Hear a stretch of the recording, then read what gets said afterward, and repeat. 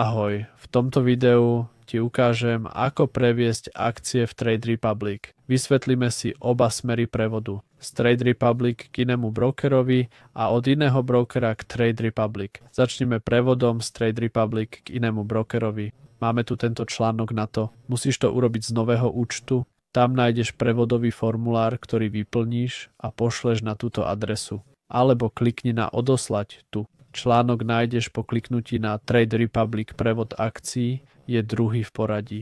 Ukážem ti, ako to vyzerá s iným účtom na príklade Trade Republic. Teraz chceme previesť cenné papiere do Trade Republic, prejdeme si kroky. Otvorte aplikáciu Trade Republic, kliknite na profil vľavo hore a scrollujte dole, kým nenájdete ďalšie služby. Kliknite na to a hore uvidíte previesť účet cenných papierov. Kliknite na to a uvidíte kroky, ktoré treba urobiť. Potom kliknite na ďalej a uvidíte formulár prevodu. Vyplňte ho a pošlite svojej starej banke. Takto môžete previesť akcie do Trade Republic. Ak vám video pomohlo, potešil by ma like. Dovidenia.